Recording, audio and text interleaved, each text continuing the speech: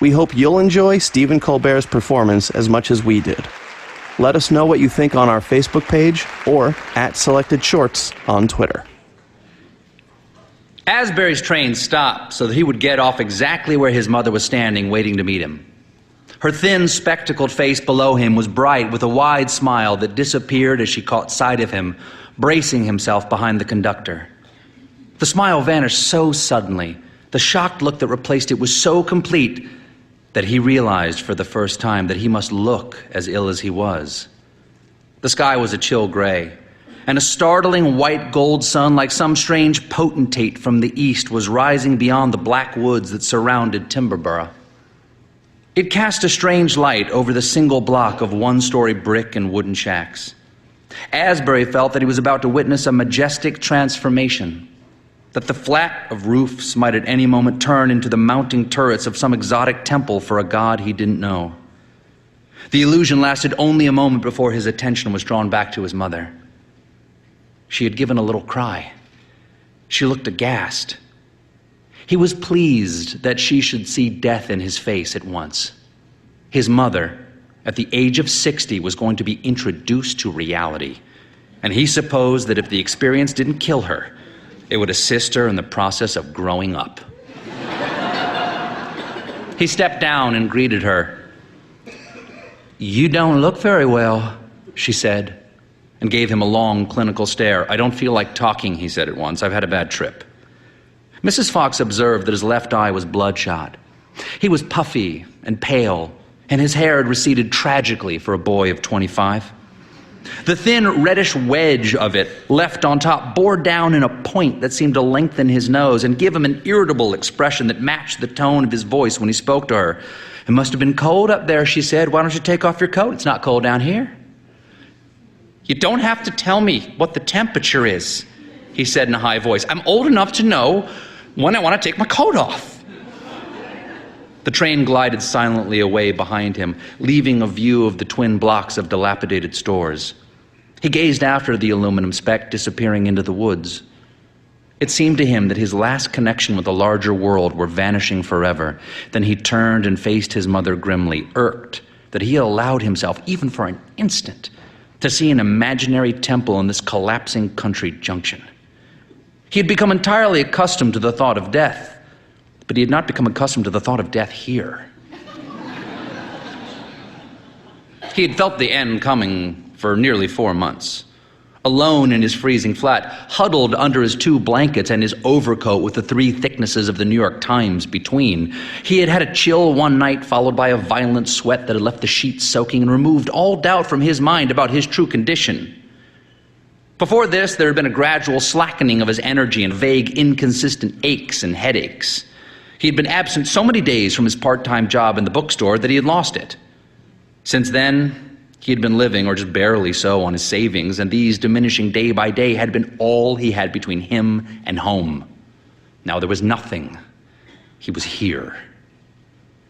"Where's the car?" he muttered.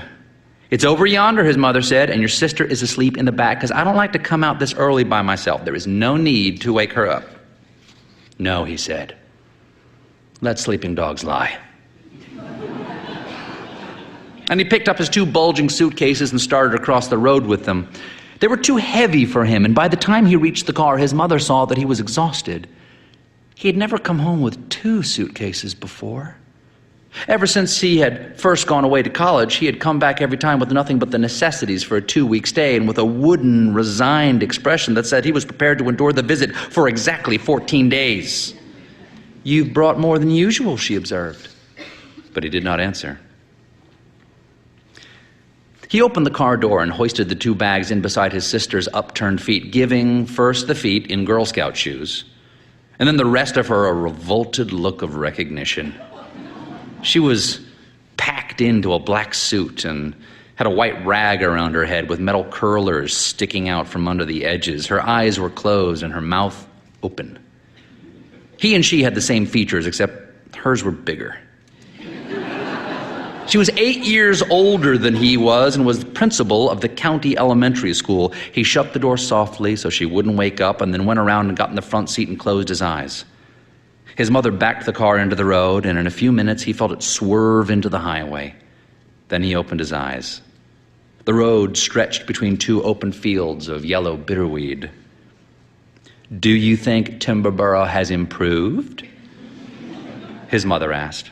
This was her standard question, meant to be taken literally. "It's still there, isn't it?" he said, in an ugly voice. "Two of the stores have new fronts," she said. Then with sudden ferocity, she said, "You did well to come home where you can get a good doctor. I'll take you to Dr. Block this afternoon." "I am not," he said, trying to keep his voice from shaking, "going to Dr. Block this afternoon or ever. Don't you think if I'd wanted to go to a doctor, I'd have gone up there where they have some good ones? Don't you know they have better doctors in New York?" "He would take a personal interest in you," she said. "None of those doctors up there would take a personal interest in you." "I don't want him taking a personal interest in me." Then after a minute, staring out across a blurred purple-looking field, he said, "What's wrong with me is way beyond Block." And his voice trailed off into a frayed sound, almost a sob. He could not, as his friend Getz had recommended, prepare to see it all as an illusion, either what had gone before or the few weeks that were left to him.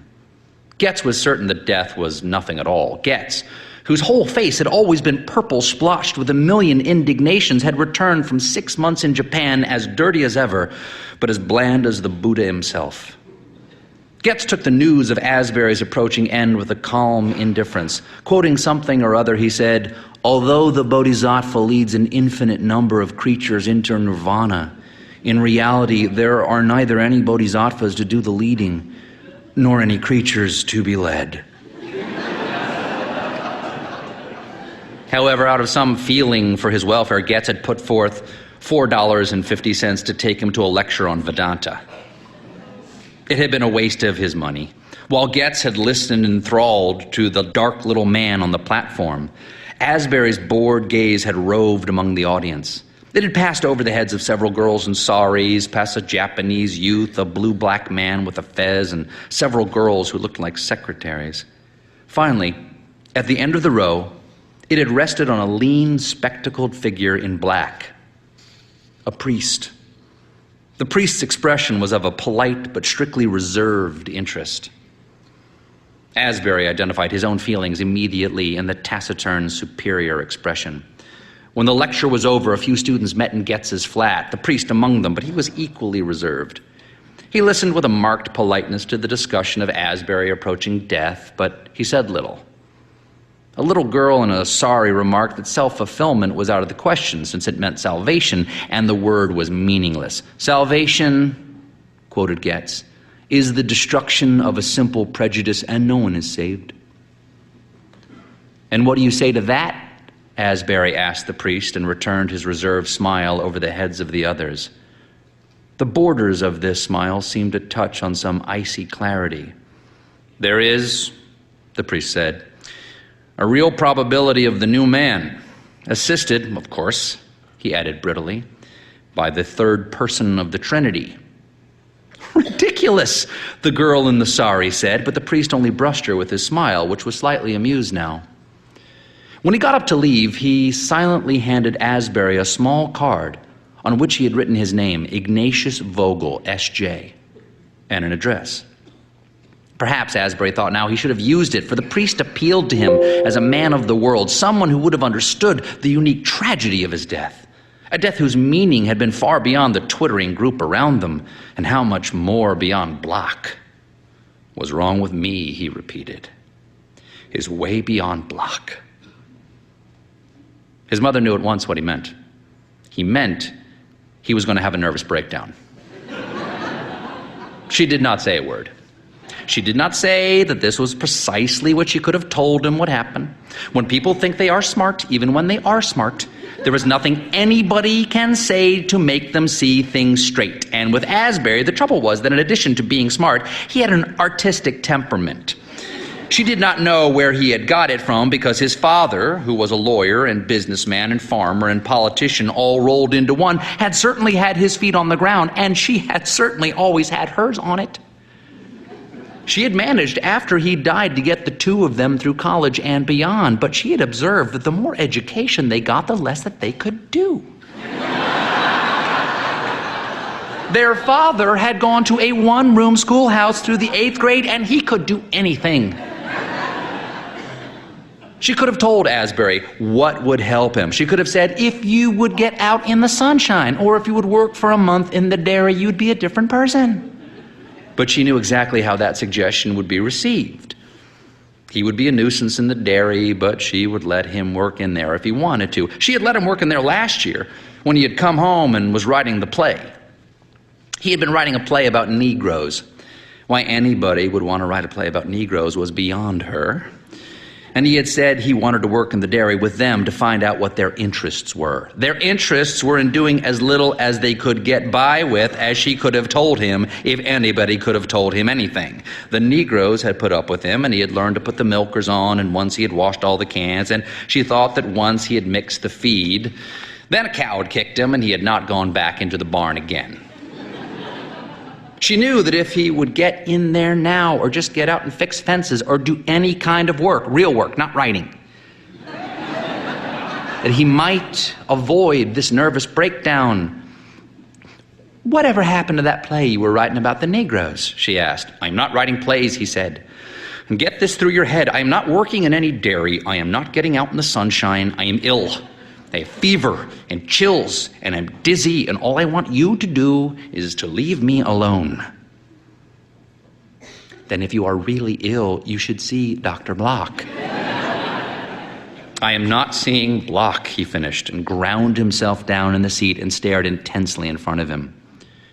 She turned into their driveway, a red road that ran for a quarter of a mile through the two front pastures. The dry cows were on one side and the milk herd on the other. She slowed the car and then stopped altogether, her attention caught by a cow with a bad quarter. They haven't been attending to her, she said. Look at that bag. Asbury turned his head abruptly in the opposite direction, but there, a small, wall-eyed Guernsey was watching him steadily, as if she sensed some bond between them.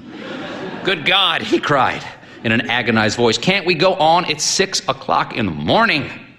Yes, yes, his mother said, and started the car quickly.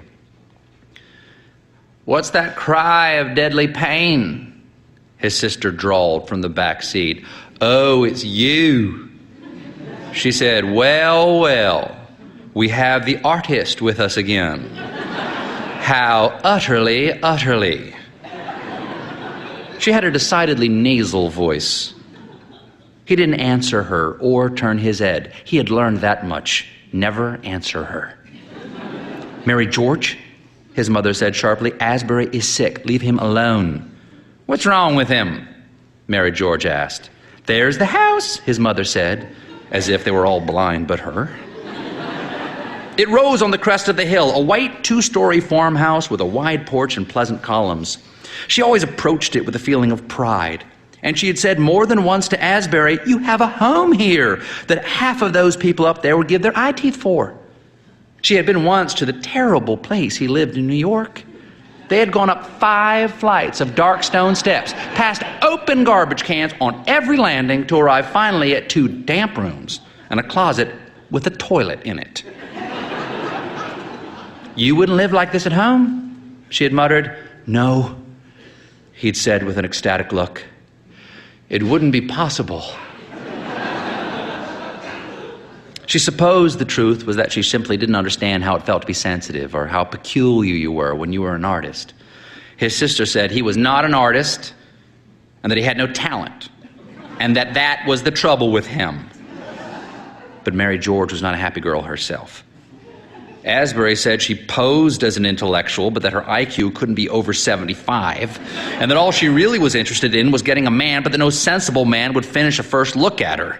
She had tried to tell him that Mary George could be very attractive when she put her mind to it, and he had said that such a strain on her mind would break her down.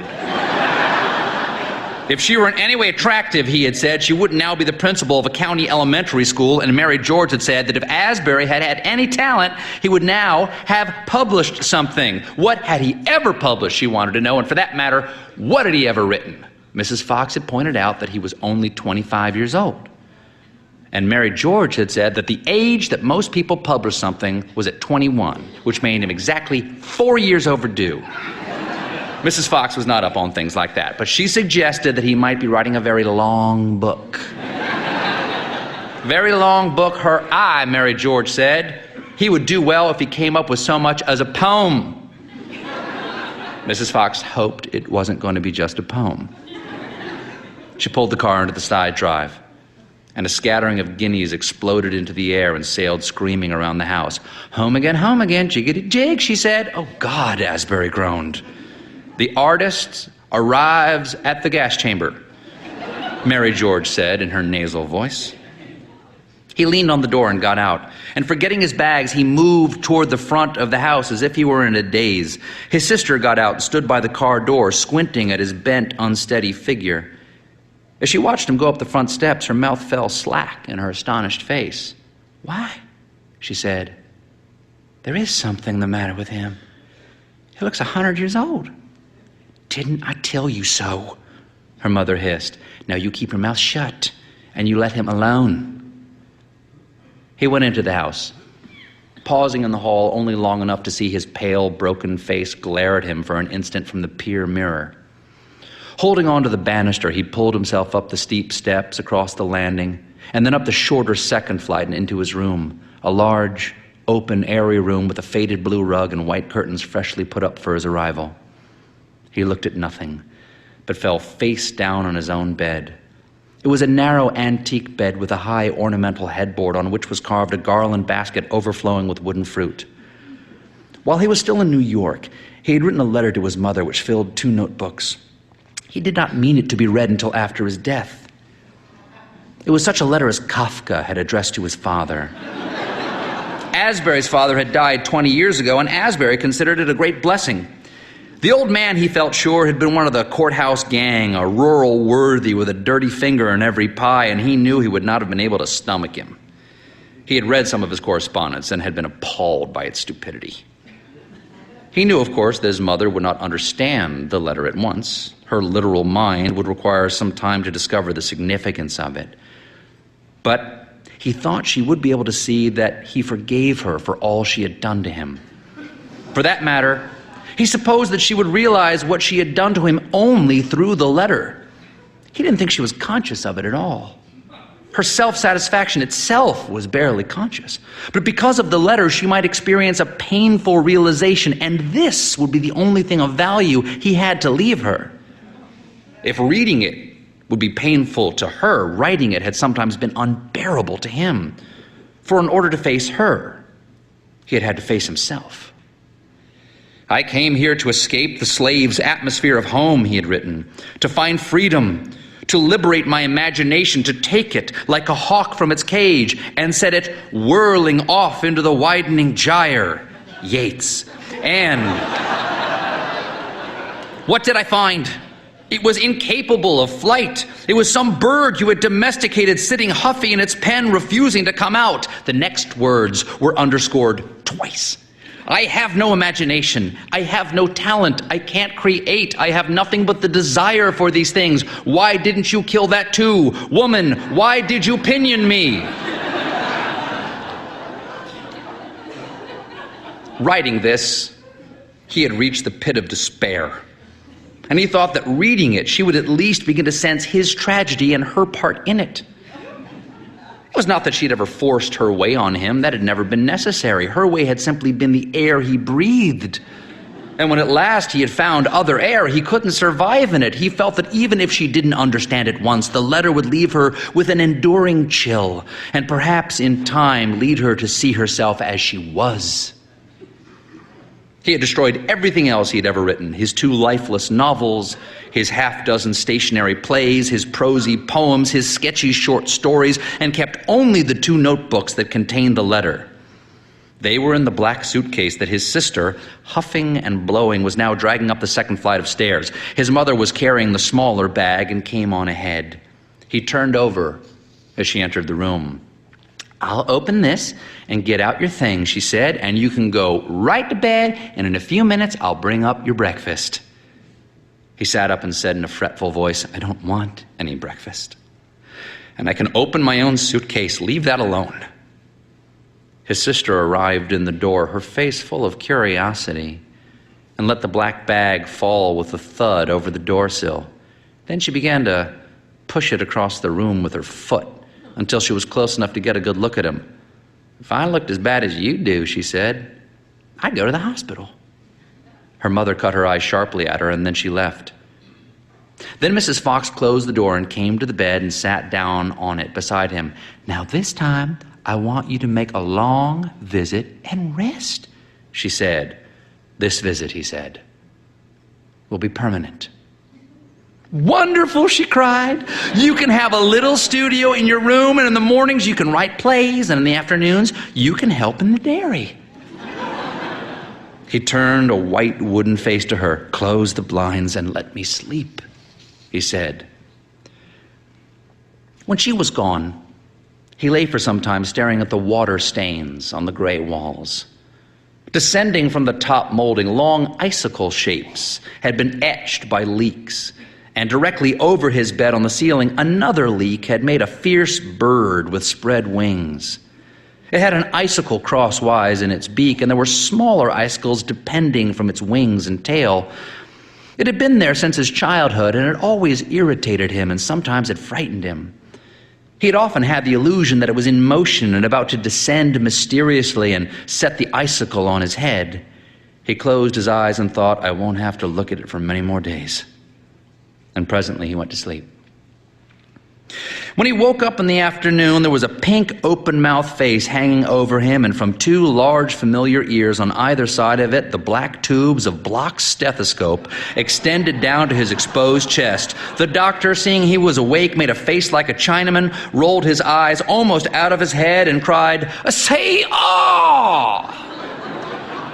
Bloch was irresistible to children. For miles around, they vomited and went into fevers to have a visit from him. Mrs. Fox was standing behind him, smiling radiantly. "Here's Dr. Bloch," she said, as if she had captured this angel on the rooftop and brought it in for her little boy. "Get him out of here," Asbury muttered. He looked at the asinine face from what seemed like the bottom of a black hole.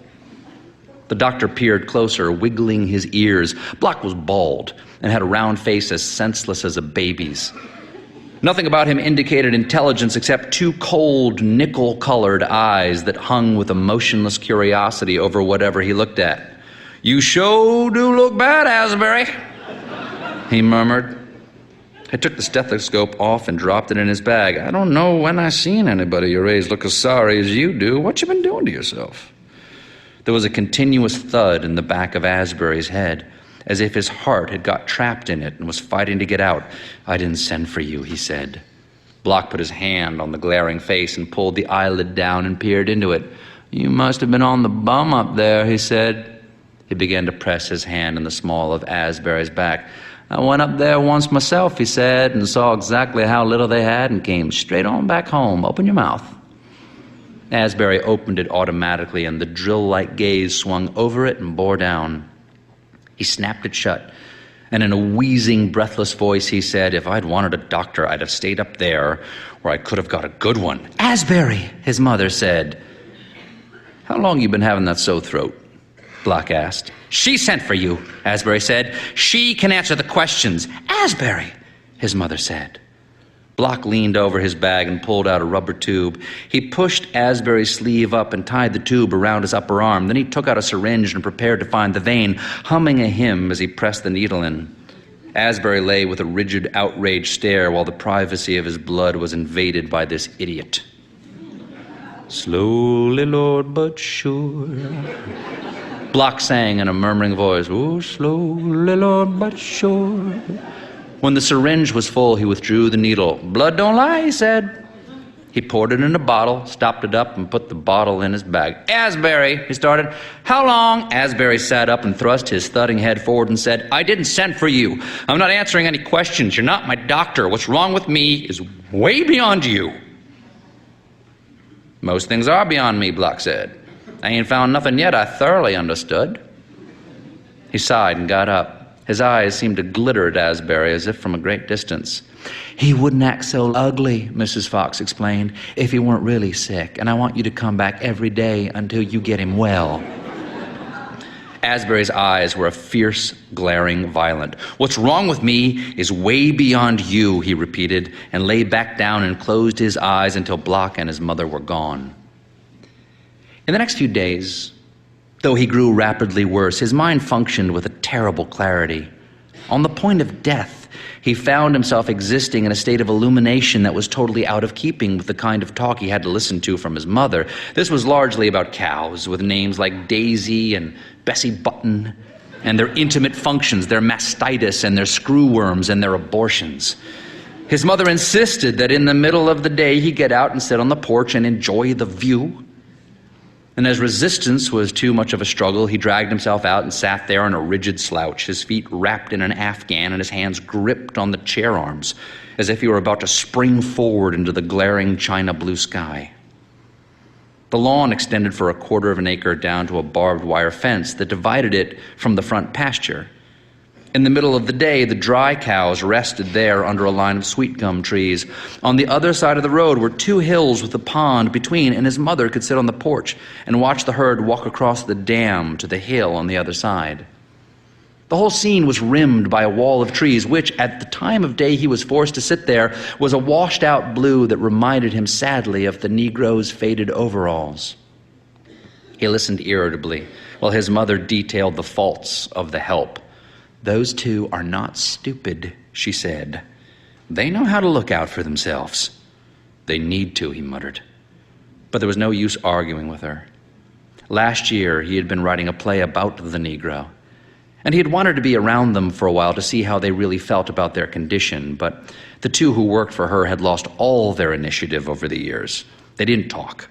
The one called Morgan was light brown, part Indian. The other, older one, Randall, was very black and fat. When they said anything to him, it was as if they were speaking to an invisible body located to the right or left of where he actually was. And after 2 days of working side by side with them, he felt he had not established rapport. So he decided to try something bolder than talk. And one afternoon, as he was standing near Randall, watching him adjust a milker, he had quietly taken out his cigarettes and lit one. The Negro had stopped what he was doing and watched him. He waited until Asbury had taken 2 draws, and then he said, "She don't allow no smoking in here." The other one approached and stood there grinning. "I know it," Asbury said. And after a deliberate pause, he shook the package and held it out, first to Randall, who took one, and then to Morgan, who took one. He had then lit the cigarettes for them himself, and the 3 of them had stood there smoking. There were no sounds but the steady click of the 2 milking machines and the occasional slap of a cow's tail against her side. It was one of those moments of communion when the difference between black and white is absorbed into nothing. The next day, 2 cans of milk had been returned from the creamery because it had absorbed the odor of tobacco. He took the blame and told his mother that it was he and not the Negroes who had been smoking. "If you were doing it, they were doing it," she had said. "Don't you think I know those 2? She was incapable of thinking them innocent. But the experience had so exhilarated him that he had been determined to repeat it in some other way. The next afternoon, when he and Randall were in the milk house pouring the fresh milk into the cans, he had picked up the jelly glass the Negroes drank out of and, inspired, had poured himself a glassful of the warm milk and drained it down. Randall had stopped pouring and had remained half bent over the can, watching him. "She don't allow that," he said. "That the thing she don't allow." Asbury poured out another glassful and handed it to him. "She don't allow it," he repeated. "Listen," Asbury said hoarsely, "the world is changing. There's no reason I shouldn't drink after you or you after me. She don't allow none of us to drink none of this here milk," Randall said. Asbury continued to hold the glass out to him. "You took the cigarette," he said. "Take the milk. It's not going to hurt my mother to lose 2 or 3 glasses of milk a day. We've got to think free if we want to live free." The other one had come up and was standing in the door. "Don't want none of that milk," Randall said. Asbury swung around and held the glass out to Morgan. "Here, boy, have a drink of this," he said.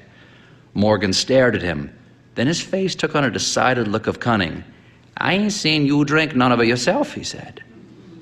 Asbury despised milk. The first warm glassful had turned his stomach. He drank half of what he was holding and handed the rest to the Negro, who took it and gazed down inside the glass as if it contained some great mystery. Then he set it on the floor by the cooler. Don't you like milk? Asbury asked. I likes it, but I ain't drinking none of that. Why? She don't allow it, Morgan said. My God, Asbury exploded. She. He had tried the same thing the next day and the next and the next, but he could not get them to drink the milk. A few afternoons later, when he was standing outside the milk house about to go in, he heard Morgan ask, how come you let him drink that milk every day? What he do is him, Randall said. What I do is me. How come he talks so ugly about his ma? She ain't whop him enough when he was little, Randall said. The insufferableness of life at home had overcome him, and he had returned to New York 2 days early. So far as he was concerned, he had died there, and the question now was how long he could stand to linger here. He could have hastened this end by suicide, but would not have been a victory. Death was coming to him legitimately, as a justification, as a gift from life. That was his greatest triumph. Then, too, to the fine minds of the neighborhood, a suicide son would indicate a mother who had been a failure, and while this was the case, he felt that it was a public embarrassment he could spare her. What she would learn from the letter would be a private revelation. He had sealed the notebooks in a manila envelope and had written on it to be opened only after the death of Asbury Porter Fox.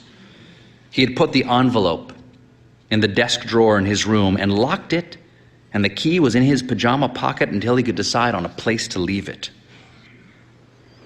When he sat on the porch in the morning, his mother felt that some of the time she should talk about subjects that were of interest to him. The third morning, she started in on his writing. When you get well, she said, I think it would be nice if you wrote a book about down here. We need another good book like Gone with the Wind. He could feel the muscles in his stomach begin to tighten. Put the war in it, she advised. That always makes a long book. He put his head back gently, as if he were afraid it would crack. After a moment, he said, I am not going to write any book. Well, she said, if you don't feel like writing a book, you could just write poems. They're nice. She realized what he needed was someone intellectual to talk to, but Mary George was the only intellectual she knew, and he would not talk to her. He had thought of Mr. Bush, the retired Methodist minister, but she had not brought this up. Now she decided to hazard it. I think I'll call Dr. Bush to come to see you, she said, raising Mr. Bush's rank. You'd enjoy him. He collects rare coins. She was not prepared for the reaction she got. He began to shake all over and give loud, spasmodic laughs. He seemed about to choke. After a minute, he subsided into a cough. If you think I need spiritual aid to die, he said, you're quite mistaken, and certainly not from that ass Bush. My God. I didn't mean that at all, she said. He has coins dating from the time of Cleopatra. Well, if you ask him here, I'll tell him to go to hell, he said. Bush, that beats all. I'm glad something amuses you, she said acidly. For a time, they sat there in silence. Then his mother looked up. He was sitting forward again and smiling at her. His face was brightening more and more, as if he had just had an idea that was brilliant. She stared at him. I'll tell you who I want to come, he said. And for the first time since he had come home, his expression was pleasant, though there was also, she thought, a kind of crafty look about him. Who do you want to come? She asked suspiciously. I want a priest, he announced. A priest? His mother said in an uncomprehending voice. Preferably a Jesuit, he said, brightening more and more. Yes, by all means a Jesuit. They have them in the city. You can call up and get me one. What is the matter with you? His mother asked. Most of them are very well educated, he said, but Jesuits are foolproof. A Jesuit would be able to discuss something besides the weather. Already, remembering Ignatius Vogel, S.J., he could picture the priest. This one would be a trifle more worldly, perhaps, a trifle more cynical. Protected by their ancient institution, priests could afford to be cynical, play both ends against the middle. He would talk to a man of culture before he died, even in this desert. Furthermore, nothing would irritate his mother so much. He could not understand why he had not thought of this sooner. "You're not a member of that church," Mrs. Fox said shortly. "It's 20 miles away. They wouldn't send one." She hoped that this would end the matter. He sat back absorbed in the idea, determined to force her to make the call since she always did what he wanted if he kept at her. "I'm dying," he said. "And I haven't asked you to do but one thing, and you refuse me that." "You are not dying." "When you realize it," he said, "it'll be too late." There was another unpleasant silence. Presently, his mother said, "Nowadays, doctors don't let young people die. They give them some of these new medicines." She began shaking her foot with a nerve-rattling assurance. "People just don't die like they used to," she said. "Mother," he said, "you ought to be prepared. I think even Block knows and hasn't told you yet." Block, after the first visit, had come in grimly every time without his jokes and funny faces, and had taken his blood in silence, his nickel-colored eyes unfriendly. He was, by definition, the enemy of death, and he looked now as if he was battling the real thing. He said that he wouldn't prescribe until he knew what was wrong, and Asbury had laughed in his face. "Mother," he said, "I am going to die." He tried to make each word like a hammer blow on top of her head. She paled slightly, but she did not blink. "Do you think for 1 minute," she said angrily, "that I intend to sit here and let you die?"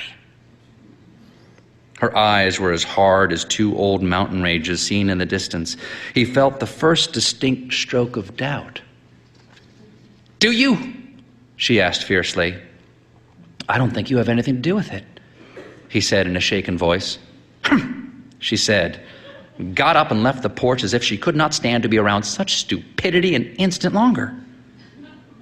Forgetting the Jesuit, he went rapidly over his symptoms. His fever had increased. Interspersed by chills, he barely had the energy to drag himself out on the porch. Food was abhorrent to him, and Block had not been able to give her the least satisfaction. Even as he sat there, he felt the beginning of a new chill, as if death were already playfully rattling his bones. He pulled the Afghan off his feet and put it around his shoulders and made his way unsteadily up the stairs to bed. He continued to grow worse. In the next few days, he became so much weaker and badgered her so constantly about the Jesuit that finally, in desperation, she decided to humor his foolishness. She made the call, explaining in a chilly voice that her son was ill, perhaps a little out of his head, and wished to speak to a priest. While she made the call, Asbury hung over the banisters barefooted with the Afghan around him and listened. When she hung up, he called down to know when the priest was coming. "Tomorrow sometime," his mother had said irritably.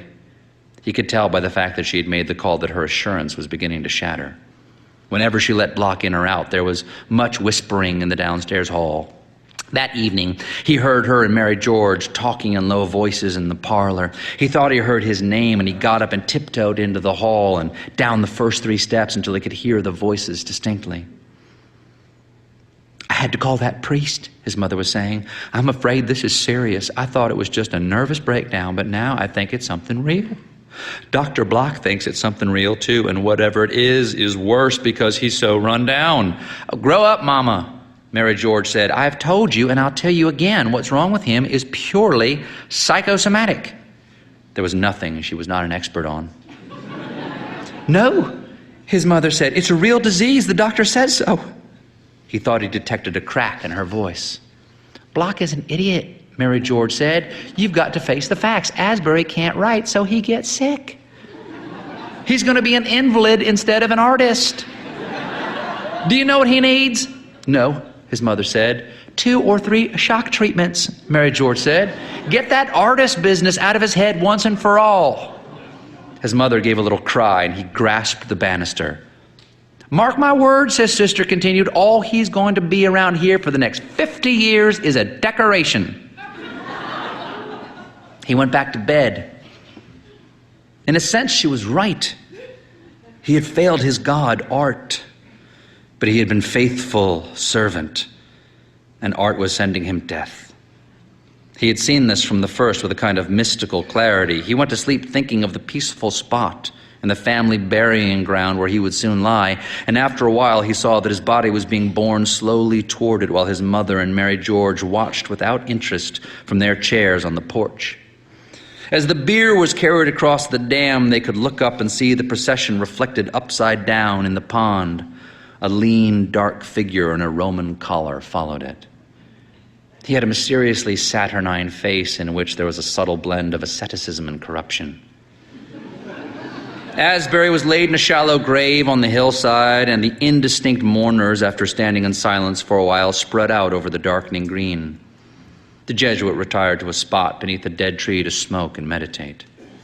The moon came up, and Asbury was aware of a presence bending over him and a gentle warmth on his cold face. He knew that this was art come to wake him, and he sat up and opened his eyes. Across the hill, all the lights were on in his mother's house. The black pond was speckled with little nickel-colored stars. The Jesuit had disappeared. All around him, the cows were spread out grazing in the moonlight, and one large white one, violently spotted, was softly licking his head as if it were a block of salt.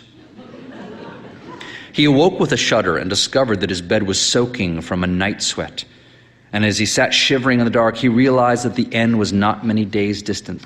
He gazed down into the crater of death and fell back dizzy on his pillow. The next day, his mother noted something almost ethereal about his ravaged face. He looked like one of those dying children who must have Christmas early. He sat up in the bed and directed the rearrangement of several chairs and had her remove a picture of a maiden chained to a rock, for he knew it would make the Jesuit smile. He had the uncomfortable rocker taken away, and when he finished, the room with its severe wall stains had a certain cell-like quality. He felt it would be attractive to the visitor. All morning he waited, looking irritably up at the ceiling where the bird with the icicle in its beak seemed poised and waiting too. But the priest did not arrive until late in the afternoon. As soon as his mother opened the door, a loud, unintelligible voice began to boom in the downstairs hall. Asbury's heart beat wildly. In a second, there was a heavy creaking on the stairs. Then, almost at once, his mother, her expression constrained, came in followed by a massive old man who plowed straight across the room, picked up a chair by the side of the bed, and put it under himself. "I'm Father Finn from Purgatory," he said in a hearty voice. He had a large red face, a stiff brush of gray hair, and was blind in one eye, but the good eye, blue and clear, was focused sharply on Asbury. There was a grease spot on his vest. "So you want to talk to a priest," he said. "Very wise. None of us knows the hour our blessed Lord may call us." Then he cocked his good eye up at Asbury's mother and said, "Thank you, you may leave us now." Mrs. Fox stiffened and did not budge. "I'd like to talk to Father Finn alone," Asbury said, feeling suddenly that here he had an ally, although he had not expected a priest like this one. His mother gave him a disgusted look and left the room. He knew she would go no farther than just outside the door. "It's so nice of you to come," Asbury said. "His place is incredibly dreary. There's no one here an intelligent person can talk to. I wonder what you think of Joyce, Father." The priest lifted his chair and pushed closer. "You'll have to shout," he said, "blind in one eye and deaf in one ear." "What do you think of Joyce?" Asbury said louder. "Joyce? Joyce who?" asked the priest.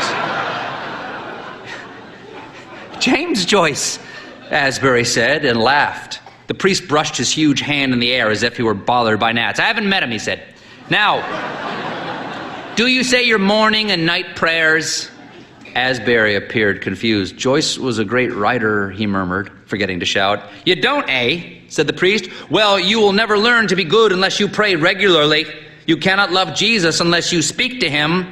The myth of the dying God has always fascinated me," Asbury shouted, but the priest did not appear to catch it. "Do you have trouble with purity?" he demanded. And as Asbury paled, he went on without waiting for an answer. "We all do, but you must pray to the Holy Ghost for it. Mind, heart, and body. Nothing is overcome without prayer. Pray with your family." Do you pray with your family?" "God forbid," Asbury muttered. "My mother doesn't have time to pray, and my sister is an atheist," he shouted. "A shame," said the priest. "Then you must pray for them. The artist prays by creating," Asbury ventured. "Not enough," snapped the priest. "If you do not pray daily, you are neglecting your immortal soul. Do you know your catechism? "Certainly not," Asbury muttered. "Who made you?" the priest asked in a martial tone. "Well, different people believe different things about that," Asbury said. "God made you," the priest said shortly. "Who is God?" "God is an idea created by man," Asbury said, feeling that he was getting into the stride, that two could play at this. "God is a spirit infinitely perfect," the priest said. "You are a very ignorant boy. Why did God make you?" "God didn't. God made you to know him, to love him, to serve him in this world, and to be happy with him in the next," the old priest said in a battering voice. "If you don't apply yourself to the catechism, how do you expect to know how to save your immortal soul?" Asbury saw he had made a mistake, and it was time to get rid of the old fool. "Listen," he said, "I'm not a Roman." "A poor excuse for not saying your prayers," the old man snorted. Asbury slumped slightly in the bed. "I'm dying," he shouted. "But you're not dead yet," said the priest. "And how do you expect to meet God face to face when you've never spoken to him? How do you expect to get what you don't ask for? God does not send the Holy Ghost to those who don't ask for him. Ask him to send the Holy Ghost." "The Holy Ghost?" Asbury said. "Are you so ignorant you've never heard of the Holy Ghost?" the priest asked. "Certainly I've heard of the Holy Ghost," Asbury said furiously, "and the Holy Ghost is the last thing I'm looking for." "And he may be the last thing you get," the priest said, his one fierce eye inflamed. "Do you want your soul to suffer eternal damnation? Do you want to be deprived of God for all eternity? Do you want to suffer the most terrible pain, greater than fire, the pain of loss? Do you want to suffer the pain of loss for all eternity?" Asbury moved his arms and legs helplessly as if he were pinned to the bed by the terrible eye. "How can the Holy Ghost fill your soul when it's full of trash?" the priest roared. "The Holy Ghost will not come until you see yourself as you are, a lazy, ignorant, conceited youth," he said, pounding his fist on the bedside table. Mrs. Fox burst in. "Enough of this," she cried. "How dare you talk that way to a poor sick boy? You're upsetting him. You'll have to go." "The poor lad doesn't even know his catechism," the priest said, rising. "I should think you would have taught him to say his daily prayers. You have neglected your duty as a mother." I turned back to the bed and said affably, "I'll give you my blessing, and after this you must say your daily prayers without fail." Whereupon he put his hand on Asbury's head and mumbled something in Latin. "Call me any time," he said. "We can have another little chat." And then he followed Mrs. Fox rigid back out. The last thing Asbury heard him say was, "He's a good lad at heart, but very ignorant." When his mother got rid of the priest, she came rapidly up the steps again to say that she had told him so, but when she saw him, pale and drawn and ravaged, sitting up in his bed, staring in front of him with large, childish, shocked eyes, she did not have the heart and went rapidly out again. The next morning, he was so weak that she made up her mind. He must go to the hospital. "I'm not going to any hospital," he kept repeating, turning his thudding head from side to side as if he wanted to work it loose from his body. "I'm not going to any hospital as long as I'm conscious." He was thinking bitterly that once he lost consciousness, she could drag him off to the hospital and fill him full of blood and prolong his misery for days. He was convinced that the end was approaching, that it would be today. And he was tormented now, thinking of his useless life. He felt as if he were a shell that had to be filled with something, but he did not know what. He began to take note of everything in the room as if for the last time: the ridiculous antique furniture, the pattern in the rug, the silly picture his mother had replaced. He even looked at the fierce bird with its icicle in its beak and felt that it was there for some purpose that he could not divine.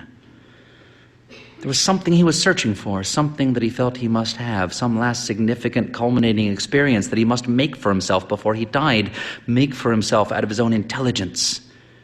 He had always relied on himself and had never been a sniveler after the ineffable. Once, when Mary George was 13 and he was 5, she had lured him with the promise of an unnamed president into a large tent full of people and had dragged him backwards up to the front where a man in a blue suit and a red and white tie was standing. "Here," she said in a loud voice, "I'm already saved, but you can save him. He's a real stinker and too big for his britches." He had broken her grip and shot out of there like a small cur, and later, when he had asked for his present, she had said, "You would have got salvation if you had waited for it, but since you acted the way you did, you get nothing." As the day wore on, he grew more and more frantic for fear he would die without making some last meaningful experience for himself. His mother sat anxiously by the side of the bed. She had called Block twice and could not get him. He thought even now she had not realized that he was going to die, much less that the end was only hours off. The light in the room was beginning to have an odd quality, almost as if it were taking on presence. In a darkened form, it entered and seemed to wait. Outside, it appeared to move no farther than the edge of a faded tree line, which he could see a few inches over the sill of his window.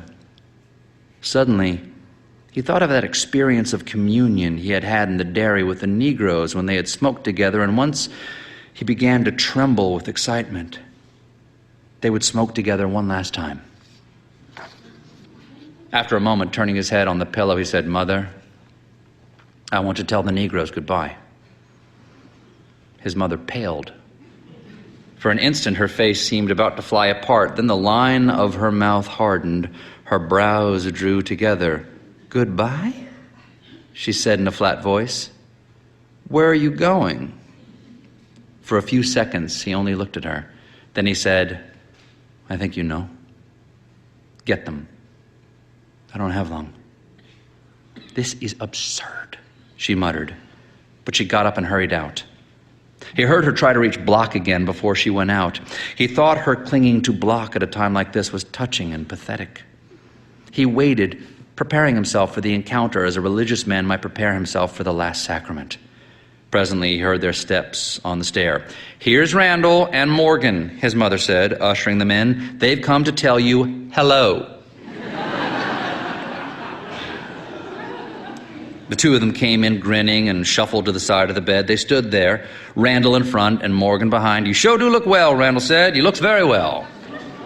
"You sure looks well," the other one said. "Yes, sir, you looks fine." "I ain't never seen you looking so well before," Randall said. "Yes, doesn't he look well," his mother said.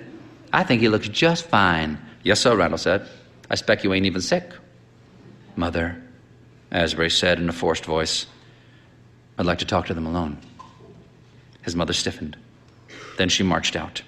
She walked across the hall into the room on the other side and sat down. Through the open door, he could see her begin to rock in little short jerks. The two Negroes looked as if their last protection had dropped away. Asbury's head was so heavy he could not think what he was going to do. "I'm dying," he said. Both their grins became gelid. "You looks fine," Randall said. "I'm going to die," Asbury repeated. Then, with relief, he remembered that they were going to smoke together. He reached for the package on the table and held it out to Randall, forgetting to shake out the cigarettes. The Negro took the package and put it in his pocket. "Thank you," he said. "I certainly do appreciate it." Asbury stared as if he had forgotten again. After a second, he became aware that the other Negro's face had turned infinitely sad. Then he realized it was not sad, but sullen. He fumbled in the drawer of the table and pulled out an unopened package and thrust it at Morgan. "Thanks you, Mr. Asbury," Morgan said, brightening. "You certainly does look well." "I'm about to die," Asbury said irritably. "You looks fine," Randall said. "You'll be up and around in a few days," Morgan predicted. Neither of them seemed to find a suitable place to rest his gaze. Asbury looked wildly across the hall where his mother had her rocker turned so that her back faced him. It was apparent that she had no intention of getting rid of them for him. "I expect you might have a little cold," Randall said after a time. "I takes a little turpentine and sugar when I has a cold," Morgan said. "Shut your mouth," Randall said, turning on him. "Shut your own mouth," Morgan said. "I knows what I takes." "He don't take what you take," Randall growled. "Mother!" Asbury called in a shaking voice. His mother stood up. "Mr. Asbury has had company long enough now," she called. "You all can come back tomorrow." "We be going," Randall said. "You sure do look well." "You sure does," Morgan said. They filed out, agreeing with each other how well he looked. But Asbury's vision became blurred before they reached the hall. For an instant, he saw his mother's form as if it were a shadow in the door, and then it disappeared after them down the stairs. He heard her call Block again, but he heard it without interest. His head was spinning. He knew now There would be no significant experience before he died. There was nothing more to do but give her the key to the drawer where the letter was and wait for the end. He sank into a heavy sleep from which he awoke at about 5 o'clock to see her white face very small at the end of a well of darkness. He took the key out of his pajama pocket and handed it to her and mumbled that there was a letter in the desk to be opened when he was gone. But she did not seem to understand. She put the key down on the bedside table and left it there, and he returned to his dream in which 2 large boulders were circling each other inside his head. He woke a little after 6 to hear Bloch's car stop below in the driveway. The sound was like a summons, bringing him rapidly and with a clear head out of his sleep. He had a sudden, terrible foreboding that the fate awaiting him was going to be more shattering than any he could have reckoned on. He lay absolutely motionless, still as an animal, the instant before an earthquake. Bloch and his mother talked as they came up the stairs, but he did not distinguish their words. The doctor came in making faces. His mother was smiling. "Guess what you've got, sugar pie?" she cried. Her voice broke in on him with the force of a gunshot. "Found that old bug, did old Bloch," Bloch said, sinking down into the chair by the bed. He raised his hands over his head in the gesture of a victorious prize fighter and then let them collapse in his lap as if the effort had exhausted him. Then he removed a red bandana handkerchief that he carried to be funny with and wiped his face thoroughly, having a different expression on it every time it appeared from behind the rag. "I think you're just as smart as you can be," Mrs. Fox said. "Asbury," she said, "you have undulant fever. It'll keep coming back, but it won't kill you."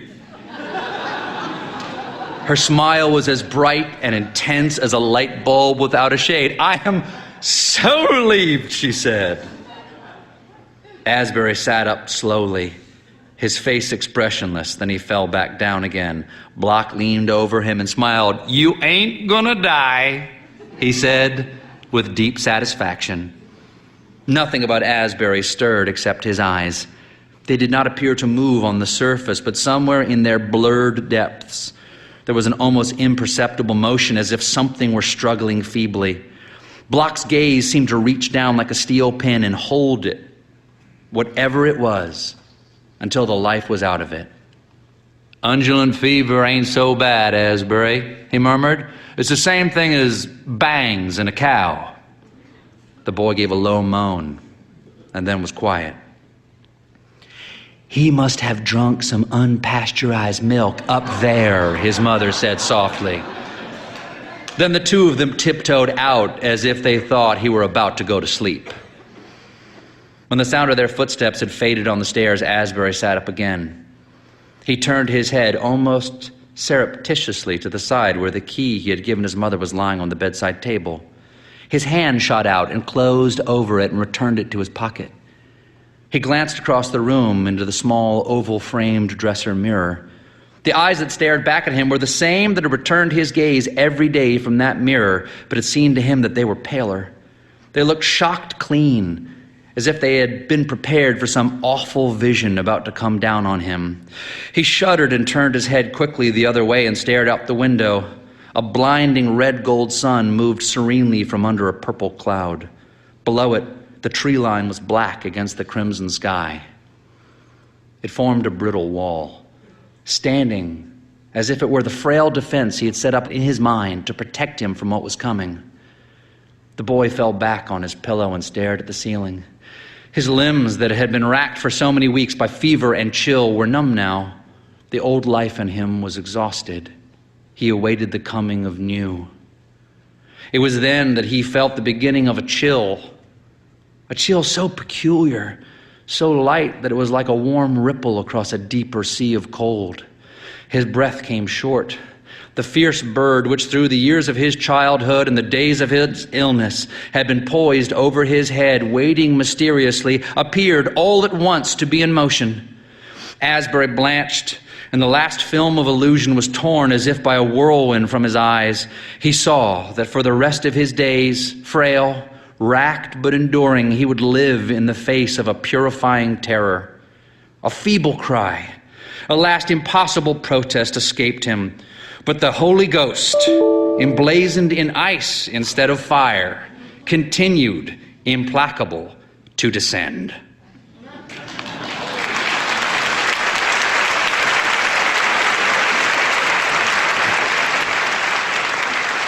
Selected Shorts is produced by Catherine Minton and Jennifer Brennan. Our radio producer is Sarah Montague. The readings are recorded by Miles B. Smith, and our mix engineer is Chase Culpon.